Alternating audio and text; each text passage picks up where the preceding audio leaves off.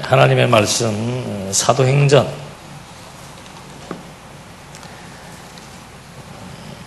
9장 26절부터 보시겠습니다.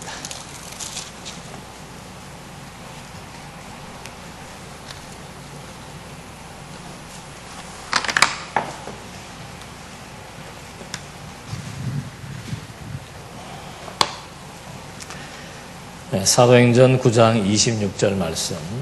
사울이 예루살렘에 이르러 제자들과 사귀고자 하였으나 그들이 모두 그의 제자됨을 믿지 않고 두려워하였다. 그러나 바나바가 그를 데리고 사도들에게 가서 그가 길가에서 어떻게 주님을 본 것과 주께서 그에게 말씀하신 것과 그가 다마스쿠스에서 어떻게 예수님의 이름으로 담대히 말한 것을 그들에게 설명하였다. 사울이 그들과 함께 지냈으며 예루살렘에 출입하면서 주님의 이름으로 담대히 말하였다. 그가 헬라파 사람들과 말하며 논쟁을 벌이자 그들이 그를 죽이려고 하였다. 형제들이 그것을 알고서 그를 가이사라로 데리고 내려갔다가 다소로 보냈다.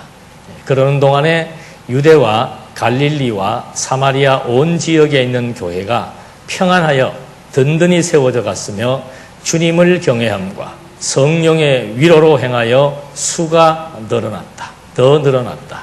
31절까지 말씀 봉독해 드렸습니다. 우리는 지난 시간에 복음이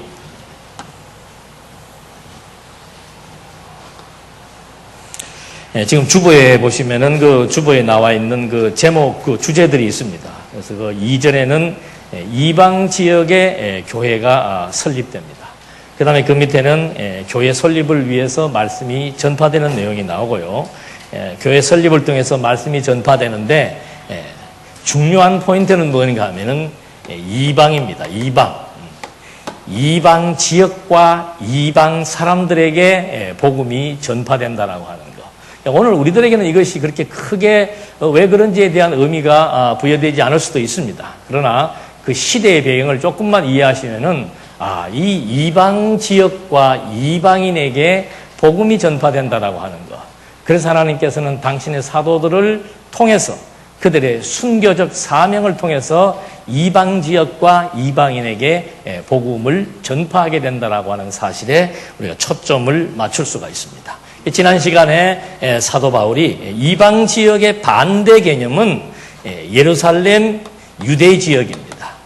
그러니까 이 복음이 전파되는 그 시점의 상황은 뭔가 하면은 바로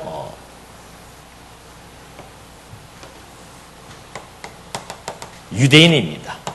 유대인은 그들 종교 이름을 굳이 붙인다면은 유대교라고 얘기할 수 있겠죠. 유대인들이 아브라함 때부터 시작을 해서 지금 이제 이 시점은 예수님이 오셨고 승천하신 그런 시점입니다. 그러니까 약 한 33년경 되는 시점에서 문제는 뭔가 하면은 예수님이 어디에서 승천하신 거예요? 예루살렘에서 승천하신 겁니다. 그리고 예수님이 누구인가? 예수를 그 당시 예수님의 제자들은 그리스도라고 아주 확정을 하고 확신을 하고 있습니다. 근데 문제는 뭔가 하면은 예루살렘과 유대 지역은 누가 주둔한 거예요? 유대인들이 살고 있던 유대인들의 본토입니다. 그 유대인들의 본토에 유대인들이 늘 갈망하고 있는 사람이 있다면은 그가 바로 구약 성경에서 하나님이 보내시겠다고 약속했던 메시아, 그리스도예요. 근데 당신들이 지금 이 그리스도를 당신들의 손으로 십자가에 못 박아 처형을 했다는 거죠. 이유는 간단합니다. 그 이유는 뭔가? 복음은 누구에게, 복음이 아니고, 이 하나님은, 그 말이에요. 하나님은 누구의 하나님입니까? 유대인의 하나님입니다. 그래서 이제 여러분들 우리 아시겠습니다만 이스라엘 백성들 애굽에서 해방시키기 전에 하나님께서 출애굽기 6장 6절 7절에 하나님이 나타나셔서 말씀을 합니다. 내가 그동안은 전능의 하나님으로 나타났다. 근데 이제는 내가 여호와로 내 백성들에게 보여주겠다. 그렇게 해놓고서 7절에서 약속하신 약속의 말씀이 뭔가 하면은 나는 너희의 하나님이 되고 너희는 내 백성이 될지라. 그러니까 하나님의 백성은 혈통적으로 보면은 유대인밖에 없습니다. 그 변방에서 어쩌다가 유대인으로 의식을 치러서 입교하는 이방인들이 가끔 있을 수 있습니다만은 하나님의 친백성 그러면은 뭐 유대인밖에 없죠. 이것이 유대인들이 가지고 있는 배타적 선민 사상입니다. 자기 민족 외에는 어느 종족도 하나님의 백성, 하나님의 자녀가 될 수가 없다. 왜냐하면 이것은 첫째로 혈통적으로 아브라함의 씨를 따라서 출생하지 아니한 자들은 유대인이 될 수 없는, 이게 하나님이 이미 아브라함 때 약속하신 약속의 내용입니다. 유대인은 아브라함과 이삭과 야곱에게 언약하신 대로 특히 유다 지파의 호를 따라서 형성되어지는 유대인, 이건 뭐 하나님이 지정해준 약속의 선택적인 혈통입니다. 그러니까 혈통을 바꿀 수 없습니다. 하나님의 백성이 된다는 것은 혈통을 바꿀 수가 없습니다. 유대인 외에는 하나님의 백성이 될 수가 없습니다. 그런데 문제는 뭔가 하면은 지금 아브라함과 다윗의 혈통으로 오신 예수께서 이제는 혈통에 의해서 하나님의 백성이 되는 세대는 지나갔다고 얘기합니다. 그래서 이제는 이방인이든 유대인이든 그 혈통이 중요한 게 아니고 진짜 혈통은 누구의 혈통이다? 그리스도의 혈통이다 이 말입니다. 그래서 하나님이 세상을 이처럼 사랑하사 독생자를 주어가지고 믿는 자들마다 어떻게 해요? 하나님의 뭐가 되는? 자녀가 되는, 하나님의 친백성이 되는 권세를 주신 거라 그 말입니다. 그러니까 우리 입장에서 볼 때는 이렇게 하나님의 자녀가 되는 게 그렇게 혈통적으로 대단하냐라고 말할 수 있습니다만은 유대인은 상상을 해보십시오. 자기 열조 조상들이 하나님에게 직접 부름을 받아가지고 내가 너의 뭐로 말미암아? 씨로 말미암아 큰 민족을 이루어주겠다. 그리고 이 민족은 나의 백성이다. 하나님의 백성이다. 하나님의 자녀다. 이것이 아주 확고하게 명시가 되어 있는 그런 상황 속에서 지금 나타난 이 목수의 아들인 예수께서 하시는 말씀이 이 가장 유대인들이 아주 그냥 그래서 그걸 갖다가 배타적 선민사상이라고 그런다잖아요. 우리만이 하나님의 백성이고 그 외의 이방인들은 하나님의 백성이 될 수가 없다라고 아예 그냥 규정을 해놓은 거죠. 그래서 이들만이 가지고 있는 유일한 아주 유대인들에게 있어서 유대인들의 자존감을 세워주는 것이 뭔가 하면은 율법이에요. 율법. 그래서 유대인이 혹시 이방인 중에서 유대인이 되고 싶은 사람은 율법을 지켜야 됩니다. 근데 놀라운 것은 예수님이 오셔가지고 혈통을 파괴시켜버리고 그 다음에 이 예수께서 율법을 내가 다 온전히 이루었다. 세상에 율법을 지켜서 의인 될 사람은 한 사람도 없다. 그래서 내가 이 율법을 완전케 해서 너희들은 율법을 지켜서 의인이라고 판정을 얻는다면은 이제 나는 내가 하나님의 아들로 이 땅에 오신 그리스도이기 때문에 나를 믿음으로 말미암아 의인이 될 수 있는 새롭고 산 길을 터놓았다. 사사건건 유대인들이 가지고 있는 유대인들의 자긍심을 꺾어내리는 교리들이 그 당시에 발생한 신흥 종교인 그리스도교라고 유대인들은 생각을 하는 거예요. 그러니까 이 유대교는 철저하게 유대 지역에 한정되어 있습니다. 그리고 이 유대교만이 가지고 있는 것이 또 뭔가 하면은 예루살렘에 있는 성전이죠. 그러니까 예루살렘 성전에서라야만 제사를 드려야 죄가 속해지는 그런 종교적 의식을 행할 수가 있습니다. 그런데 예수님이 오셔가지고 하시는 말씀이 성전 허물어 버리겠다. 그리고 내가 이 성전 허물고 3일 만에 참 성전을 짓겠다. 그리고 이 성전에서 짐승의 피로 말미암아 제사를 드려야 백성들이 죄 용서를 받고 의인으로서의 반열에 설 수 있는데 예수님은 이제 그런 짐승의 피가 필요 없다는 거죠. 유대인들이 드렸던 그 제사 의식을 자기들의 입장에서는 모독하는 발언이에요. 이제는 그런 식의 제사 가지고 의가 이루어지는 시대는 끝이 났다. 그러니까 이제는 내 피로 말미암아 온전한 영원한 속죄를 이루고 내가 죽음에서 부활해서 이제는 건물 성전이 아니고 죽음에서 부활한 내 몸이 참 성전이라고 얘기를 해준 겁니다. 그래서 지금 바울이 지난 시간에 공부한 대로 지금 바울이 여기 다메섹에 갔다가 바로 죽음에서 부활하신 그리스도를 만났습니다. 죽음에서 부활하신 그리스도를 만났다는 것은 이분이 바로 진정한 하나님의 아들이고 하나님의 보내신 그리스도이라고 하는 사실을 부활하신 그리스도를 통해서 확인을 한 거예요. 그래서 지금 계속해서 말씀을 드립니다만은 이런 것들이 유대인들만이 가지고 있는 독특한 종교 문화고 종교인데 이걸 지금 그리스도가 오셔가지고 그리스도인들이 이분이 죽으면 끝난 줄로 알고 십자가에 못 박았는데 부활하고 승천하시고 그 다음에 성령을 보내어가지고 당신 제자들로 하여금 계속해서 이 동네 즉 유다 지역에서도 지금 예루살렘에 교회가 세워지면서 계속해서 성령이 임해가지고 교회가 세워진 거죠. 그러면서 계속해서 복음이 전파되기 시작을 하니까 바울의 입장에 과거 다메섹에서 그리스도를 만나기 이전 바울의 입장에서는 이거는 있을 수가 없는 일이다. 어떻게 우리 유대인을 모독을 하고 유대인의 하나님을 모독할 수가 있느냐. 그리고 십자가에 달린 자마다 뭐라고 그랬어요? 저주 아래 있는 자라 그랬습니다. 그러니까 신명기 해석을 보더라도 십자가에서 죽은 자는 저주받는다인데 저주받은 자가 그리스도다? 이거는 말이 안 된다. 이래서 그리스도인들을 이제 핍박하다. 여기서 지금 제일 먼저 핍박자가 스데반 아닙니까? 스데반의 핍박으로 빌립이 이쪽 다소 쪽으로 가서 복음을 전파하게 되고 또 이 핍박으로 말미암아 그리스도인들이 이제 여러 지역으로 흩어지면서 그룹을 지어서 살게 되었는데 바로 이 다마스커스 여기에 다메섹이라고 하는 곳에 여기에서 핍박돼 도망간 헬라파 유대인들이 하나의 집단을 이루고 있다는 소식을 듣고 여기에 가서 이들을 이제 박해하려고 했다가 진짜 죽음에서 부활하신 십자가의 저주를 속량하시고 부활하신 예수가 하나님의 아들 그리스도라고 하는 사실을 깨닫고서는 이제 여기에서 복음을 전하다가 다시 예루살렘으로 이제 와서 복음을 전하는 겁니다. 그런데 여기는 생략이 되었습니다만은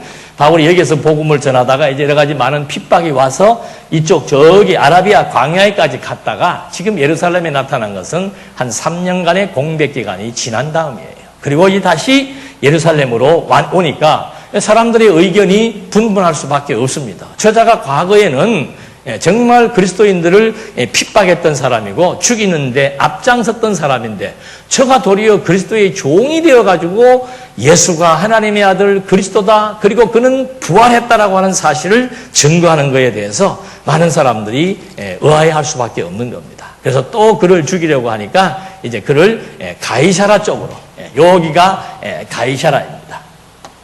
여기는 이제 이미 빌립이 스데반의 죽음으로 빌립이 여기에 갔다가 여기에 주둔하고서 복음을 전하고 있습니다. 그리고 조금 있으면 이제 베드로도 이쪽에 가게 돼 있고 바울이 먼저 여기에서 가서 복음을 전했는데 또 문제가 생기니까 다시 그를 이제 바울의 고향인 여기가 다소입니다. 이쪽으로 일단 바울을 피신을 시켜놓게 됩니다.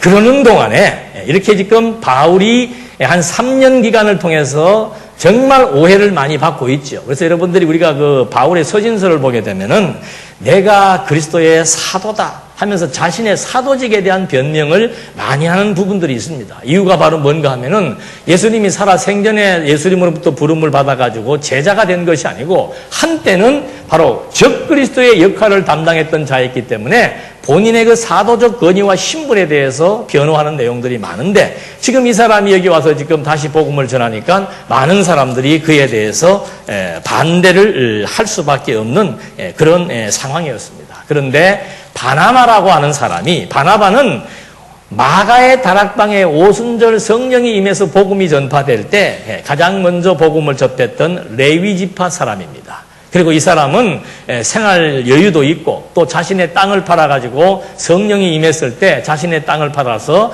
가난한 사람들을 위한 구제를 해서 많은 사람들이 바나바를 존경을 하고 권위자라고 이렇게 인정을 해줬던 그였습니다.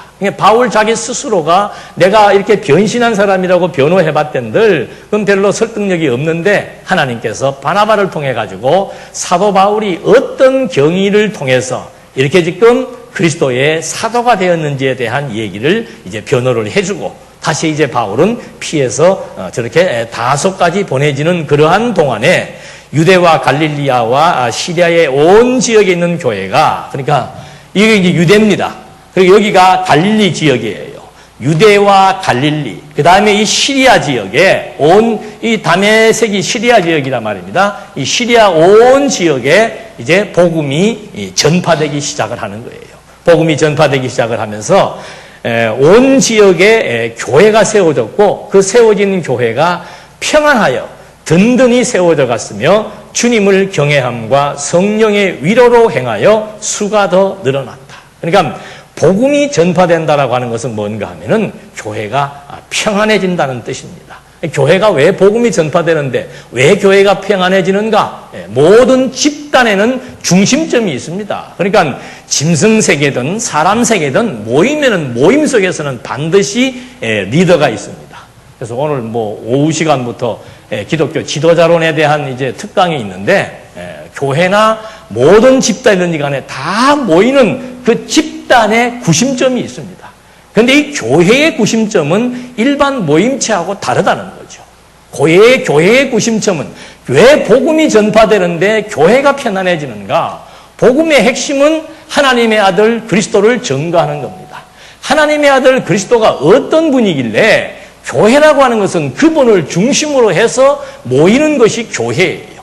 이게 진정한 리더, 진정한 우리의 멘토, 그리고 우리의 삶의 모든 것들을 지도하고 우리의 삶의 전 영역에서 우리의 인격 전체를 거머쥐면서 끌어가시는 리더, 지도자지요.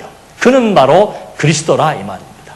그러니까 교회는 뭔가 복음이 전파되는 곳입니다. 복음이 전파되면 교회가 세워집니다. 그 복음의 핵심은 뭔가 어떤 능력자가 집단을 끌어가는 게 아니에요. 어떤 권력자가 집단을 끌어가는 게 아닙니다. 어떤 똑똑한 사람이 나서서 집단을 끌어가는 것이 아니에요. 교회의 중심점은 어떠한 무리들이 모이든지 간에 교회의 중심점은 하나밖에 없다는 거죠. 예수는 하나님의 아들 그리스도라고 하는 거. 그 하나님의 아들 그리스도가 어떤 분이냐고 하는 사실을 설명해 주는 내용이 복음 기쁜 소식이라 이 말입니다. 여러분 우리 사람들은 아까도 우리 찬송 서서 불렀던 찬송이 주의 사랑에 대한 찬송을 했잖아요. 우리 인간이 인간의 심리 상태가 제일 피폐해지는 원인이 어디에 있는가? 전부 사랑에 대한 갈증입니다. 아내도 남편에 대한 사랑의 갈증이고 남편도 아내에 대한 사랑의 갈증이고 가정에서 문제아가 생긴다면 그 문제아의 심리적 내면 속에는 전부 다 사랑에 대한 부족이에요. 사랑에 대한 부족. 그러니까 심리학자들이 그런 걸 다 연구하는 겁니다. 연구에서 나오는 마지막 결론이 뭔가? 하나밖에 없습니다. 모든 심리적 원인은 추적해 들어가니까 전부 사랑의 결핍이에요. 사랑의 결핍. 그게 사랑의 결핍을 하는데 내가 지금 무슨 아내가 우울증이 걸려서 왔다. 아내의 우울증이 어디서 왔겠습니까? 부모의 사랑과 남편의 사랑이 결합되어 있는 거예요. 남편이 아무리 사랑을 공급해 주어도 그 사람이 어릴 때 부모로부터의 사랑을 받지 못한 어떤 심리적인 상처가 있다면은 그 상처가 나이가 들어서 나타날 수도 있고 그래서 그것이 극심한 우울증이 돼가지고 그냥 자살하는 경우도 많이 생긴다는 거예요. 그러면 어떻게 치료를 해야 되겠습니까? 아내가 남편의 사랑에 지금 결핍되어 있는 아내에게 남편이 치료해 주는 방법은 뭐예요? 그걸 질문이라고 지금 하나? 제가 그걸 몰라서 질문하는 게 그게 가능하냐 이 말입니다. 남편도 어떤 사람이에요? 남편도 힘들어요. 남편이 아내를 사랑해 줄 만큼의 이런 심리적인 안정과 위로와 능력을 가지고 있지 못한단 말입니다. 요즘 세상 남편들은 얼마나 불쌍합니까? 옛날에는 집안에 가서는 그래도 큰 소리라도 쳤어요. 우리 아버지 세대, 저는 낀 세대입니다. 예. 큰 소리 치는 것만 보고 치지는 못하고 사는 세대예요. 예. 그러니까 옛날에 아버지들은 밖에 나가서는 죽을 고생을 하다가도 가정에 들어와서는 나름대로 어떤 본인의 위치가 있는데 요즘 남자들은 밖에 나가서도 엄청나게 치이고 집에 와서도 어떻게 해요? 또 치이고. 왜 아내가 우울증이 걸려요? 남편이 우울증이 걸려야지. 예? 그러니까 남편이든 아내든 제가 드리는 말씀의 핵심은 뭔가 하면은 문제는 복음이에요. 복음의 내용은 뭔가? 이 우주와 만물을 창조하신 어마어마한 능력자, 피조만물 모든 것이 지금 다 우리 눈에 존재하고 있는데 존재하는 이 모든 것들을 존재하게 하시는 생명의 근원이다 이 말입니다. 이분이 이 피조세계 전체를 움직여 나가시는데 그 중에서 우리를 뭐로 부른 거예요? 하나님의 자녀라. 너는 내 백성이라. 너는 내 혈통이라. 그거 이상 뜨거운 표현이 어디가 있습니까? 부모와 자식은 촌수가 없는 겁니다. 이건 완전히 혈연관계예요. 그래서 성경에서 그 혈연관계가 정말 뗄래야 뗄 수 없는 피의 관계, 생명의 관계라고 하는 것을 통해서 하나님과 우리의 관계, 복음이 전해주고 있는 이 생명의 관계는 바로 사랑의 표현이라 이 말입니다. 사람 쫓아다니면서 사랑으로 하지 마라 말입니다. 날 좀 사랑해달라. 심리학자들이 마지막 던지는 마지막 화두는 뭔가? 종교밖에 없다는 얘기예요. 종교밖에. 복음이 여러분 지금 이 시대에 복음이 전파되는 환경이 우리처럼 이렇게 에어컨 틀어놓고 편안하게 앉아서 오늘은 또 뭔 소리를 하나 이렇게 편안한 마음으로 앉아있는 상태가 아닙니다. 불과 얼마 전에 지금 여기에서 스데반이 죽었습니다. 엄청난 유대인들의 핍박 속에서 그리스도인들이 오늘 죽을지 살지를 알지 못하고 피난을 다니면서 급급하기에 생명 유지하기에 급급한 그런 상황 속에서 복음이 투하되니까 아는 것과 믿는 사람들이 모여가지고 심령의 평안을 유지하게 된다는 이 놀라운 복음의 위력과 능력을 지금 사도행전이 우리에게 증거해주고 있는 거란 말입니다. 얼마나 이 세대가 피폐한 세대이고 이제는 뭐 개인주의의 극단을 달리고 있습니다. 나밖에 모릅니다. 이미 2000년 전에 사도 바울이 디모데를 통해서 예언을 해준 거예요. 마지막 때가 되면은 사람들이 전부 다 자기를 사랑한다 이 말이에요. 자기만 사랑하는 겁니다. 부모 자식도 필요 없습니다. 나만 사랑해 달라는 거예요. 어떻게 너만 사랑해 주냐 이 말이죠.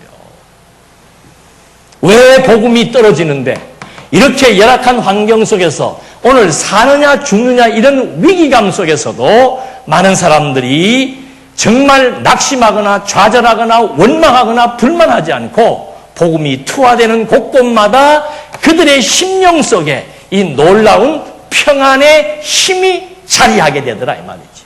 평안하다는 것은 사랑이 공급되었다는 겁니다. 확인되었다는 거예요. 평안하다는 것은 정말 나의 모든 것을 다 맡기고 의지할 수 있다는 표현입니다. 어린아이가 어머니의 품에서 젖을 평안히 잠든 모습처럼 복음이란 뭔가 이 위대하고 강대하신 하나님의 능력을 우리에게 확인시켜주고 이분이 우리를 얼마만큼 어떻게 사랑하시는지에 대한 사랑의 메시지를 전달해 주니까 그걸 우리가 깨닫고 나니까는 이 세상의 그 어떤 사랑보다 이 세상의 그 어떤 능력자보다 나는 하나님을 의지하고 하나님으로부터 주어지는 그 사랑의 힘에 의해서 마음의 평정을 잃지 않고 살아간다는 것. 이것이 복음의 힘입니다. 뭐가 부족합니까? 뭐가 불만이에요? 한번 불만 있으면은 오늘 집에 가셔서 한번 써보십시오. 하나님 면전에서 한번 써보시란 말입니다. 하나님 면전에서.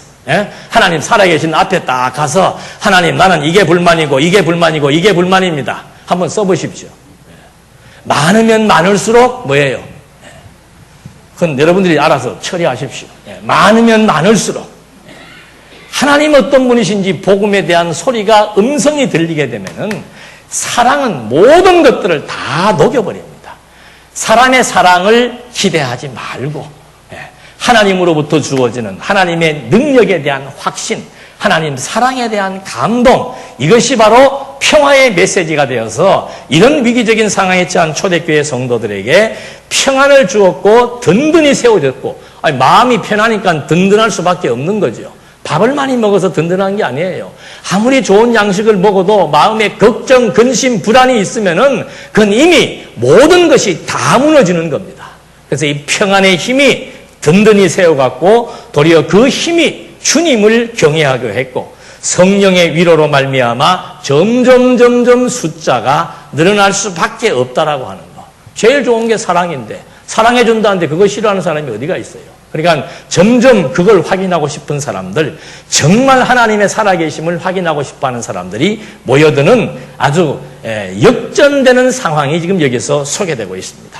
그런 상황 속에서 이제 9장 32절로 10장 33절까지는 베드로가 이방의 초대가 되는 내용. 베드로는 이 동네 사람이에요. 베드로는 유다 지역 예루살렘을 본거지로 해서 여기에서 복음을 전하고 예루살렘에서 목회를 하고 있던 사도였습니다. 근데 이를 하나님께서 이제 이방 지역, 유대인들이 그렇게 싫어했던 이방 지역과 이방인, 그들을 향해서 정말 유대인 중에 유대인인 베드로가 지금 어디를 가야 되는 겁니까? 이방 지역을 가야 되는 거예요. 그러니까 베드로가 마음이 편하지 않습니다. 지금 전부 여기에 복음이 전해진 복음의 메시지의 핵심이 뭔가? 이방인들도 하나님의 자녀가 될 수 있다? 이방 지역도 이제는 하나님의 나라로 편입된다? 이것이 유대인들에게는 제일 싫은 내용인데, 우리 민족이 어떤 민족인데, 우리 동네가 어떤 동네인데, 이 동네를 무시해? 강남을 무시해? 똑같은 얘기예요. 대한민국에서 최고 좋은 동네가 강남이라면서. 강남에 사시지 왜 일로 이사 왔어요? 그 좋은 동네 버려두고. 강남이라고 하는 자긍심, 예루살렘이라고 하는 자긍심, 유대 땅이라고 하는 자긍심, 혈통적인 자긍심을 가지고 있는 그들에게 이 십자가의 도는 세상적인 혈통을 무시해버리고 세상적인 지리적 가치를 무시해버리고 세상적인 경제적 가치를 다 무시해버리면서 정말 영원한 하나님의 나라와 하나님의 살아계심이 가져다주는 진정한 메시지가 그리스도인들에게 진정한 위로가 되고 힘이 되고 평안이 되게 해서 이제 여기에 주둔하고 있던 베드로를 하나님의 성령의 일을 이끌어서 이방 지역에 유대인들이 경멸했던 이방 지역으로 초대하는 내용이 여기에 이제 소개가 되게 되는 겁니다. 한번 보실까요? 가이사라 고넬로라 9장 32절. 베드로가 사방으로 두루 다니다가 루다에 사는 성도들에게 내려갔는데 거기에서 중풍병으로 8년 동안 침상에 누워있던 애니야라고 하는 사람을 만났다. 베드로가 그에게 말하기를 애니야야, 예수 그리스도께서 너를 고치신다. 일어나 너의 자리를 정돈하라 하니 그가 즉시 일어났다. 루다와 사론에 사는 모든 이들이 그를 보고 죽게 돌아왔다. 그러니까 이게 지금 베드로가 여기저기 지금 이방 지역을 다니면서 사람들을 치료를 하는 게 표적이에요. 표적으로 그리스도를 증거한다는 그리스도의 예언대로 베드로가 다니면서 애니야라고 하는 친구가 이제 8년 동안 중풍병, 이건 뭐 고치기 힘들죠. 그런 중풍병자를 그냥 바로 뭐라 그러는 거예요? 예수 그리스도께서 어떻게 너를 고치신다. 여기에서 말하는 예수 그리스도는 무엇이 압축되어 있는가? 아까도 말씀드린 대로 지금 이 유대인들, 유대교를 믿고 있는 유대인들이나 유대인 그리스도인들이나 이 사람들의 핵심적인 쟁점은 뭔가? 십자가는 저주인데 어떻게 예수가 십자가에서 죽었는데 저주 문제가 해결되자 이 말입니다. 그래서 초대교회 사도들은 반드시 예수를 증언할 때 꼭 따라 붙이는 말이 있습니다. 우리도 강론집 후반에 신약에 보면 계속해서 집요하게 따라 붙는 말이 있습니다. 그게 뭐예요? 강론집을 전혀 안 보시는 표정을 짓고 계시는데 맨 끝 부분 단원이 끝날 때마다 나오는 내용이 뭔가 하면은 죽음에서 부활하사. 초대교회도 마찬가지예요. 제일 중요한 얘기가 뭔가? 죽은 거는 다 알아요. 그래서 저주받았다고 생각을 한다 이 말입니다. 그런데 예수는 죽는 것도 본인 스스로가 예언했고 부활할 것도 본인 스스로가 예언을 했고, 또 구약 성경에서 그리스도의 죽음도 예언이 되어 있고 그리스도의 부활도 예언이 되어 있는 거예요. 그래서 바울이 고린도 교회에서도 외칠 때도 마찬가지고 베드로도 마찬가지고 예수는 어떤 분인가? 그리스도다라고 말할 때는 그는 바로 성경대로 십자가에서 죽으시고 3일 만에 부활하사 하나님의 아들로 인정된 그리스도라고 하는 사실을 함의하면서 일어나라, 예수 그리스도가 너를 일으키실 것이다. 예수 그리스도가 어떻게 중풍병자를 일으킵니까? 그가 누군데? 예수 그리스도가 왜 죽은 자를 살리고 왜 중풍병자를 일으키는 거예요? 그가 바로 어떤 분이니까? 모든 피조 만물을 존재하게 하는 생명의 근원이다 이 말입니다. 여러분 죽을까 봐 두렵습니까? 병들까 봐 두려워요? 육신의 생명은 누구든지 다 한정되어 있는 거예요. 누구든지 이 몸은 병들게 돼 있고요. 요즘 100세 시대다, 120 시대다. 저는 100세를 살면 뭐 할 거고 120을 살면 뭐 할 거예요. 60을 살든 30을 살든 확실하게 살다가 하나님의 일하다가 부르면 오면 그걸로 끝나는 거예요.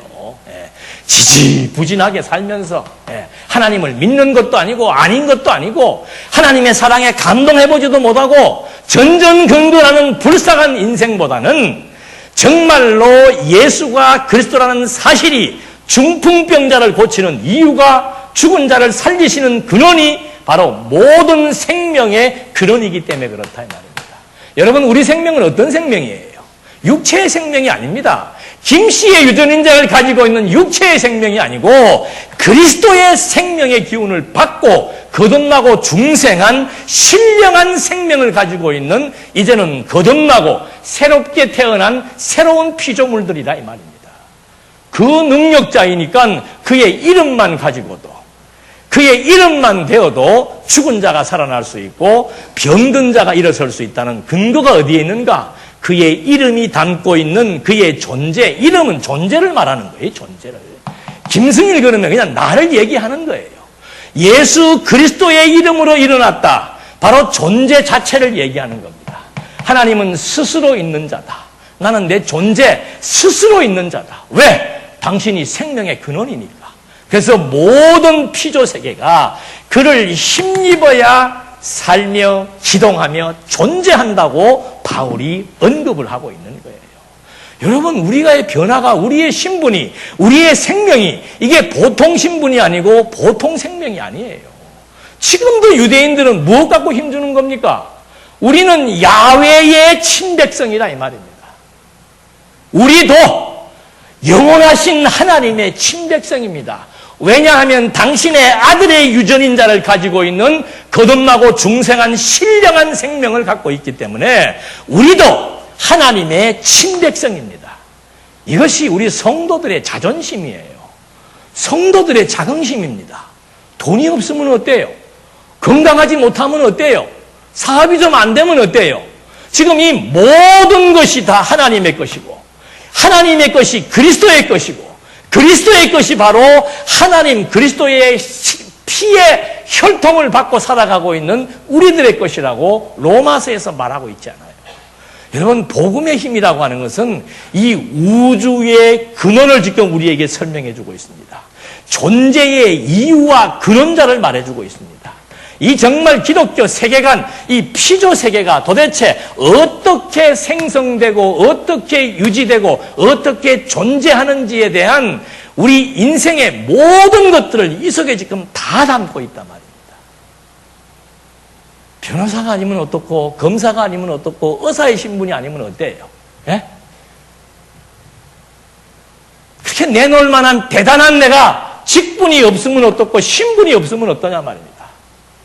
겉보기는 너추한데 겉사람은 후패해졌는데 그의 속사람을 들여다보니까 그의 신분이 하나님의 자녀더라 이거예요.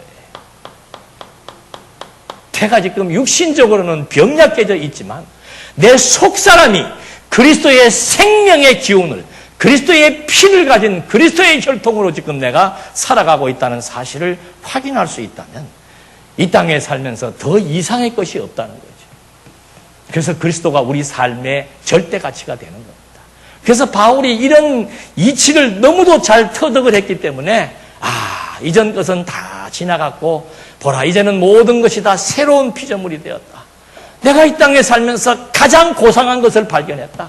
그건 바로 뭔가 그리스도를 아는 것이 가장 고상한 지식이다. 왜? 그리스도가 만사와 만물의 근원이기 때문에 모든 피조 세계가 운행되어지는 근원을 안다는 것처럼 우리에게 중요한 진리는 없는 거죠. 사람이 자기가 누군지를 몰라요. 내가 누군지를 모르고 내가 왜 사는지를 모르고 내가 왜 이 일을 해야 되는지를 모른단 말입니다. 아니, 애들에게 취직해라고 말하기 이전에 동기부여를 줘야 되죠. 공부하라고 말하기 이전에 동기부여를 해야 되죠. 그 동기부여는 뭐예요? 인간이 무엇인 줄 알아야 되죠. 내가 누구인지를 알아야 되고 내가 무슨 힘으로 지금 살고 있는지를 알아야 되고 내가 누구의 소유물인 줄도 알아야 되고 그래서 내가 무슨 목적으로 여기에 태어났는지도 알아야 되고 그게 성경이 아니고서는 설명해 줄 수 있는 학문이 없습니다. 그래서 사도 바울이 가장 고상한 지식이다.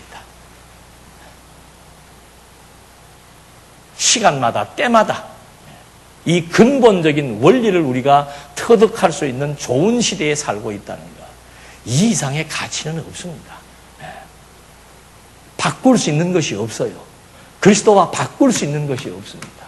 그래서 지금 베드로가 예수 그리스도께서 너를 고치신다라고 하는 이 말 한마디로 중풍병자가 자리를 정돈하고 일어나게 되고 또 36절에 욥바에서는 다비다라고 하는 어떤 여제자가 있었는데 그 이름을 번역하면 도르가이다. 그 여자가 행한 선한 일들과 구제 활동이 매우 많았다. 여러분 이 대목 우리가 잘 압니다. 근데 이 대목에 기억 남는 거는 뭔가 하면 도르가의 선행밖에 안 남아요. 근데 도르가의 선행도 중요합니다만은 이 도르가가 도대체 어떻게 살게 되었는지가 중요한 거죠. 그래서 구제 활동이 매우 많은 사람이었는데 그 무렵에 그 여자가 병들어 죽자 사람들이 그 여자를 씻어갖고 다락방에 두고 룻다가 욥바에서 가까움으로 제자들이 베드로가 거기 있다는 것을 듣고서 두 사람을 그에게 보내 간청하기를 지체하지 말고 우리에게 와 주십시오라고 하였다. 룻다와 욥바는 18km 차이 난다 그래요. 이 해안선인데 욥바고 룻다고. 그러니까 지금 이 선행했던 많은 여자들이 이 다비다의 도움을 받지 않은 과부들이 거의가 없었나 봐요.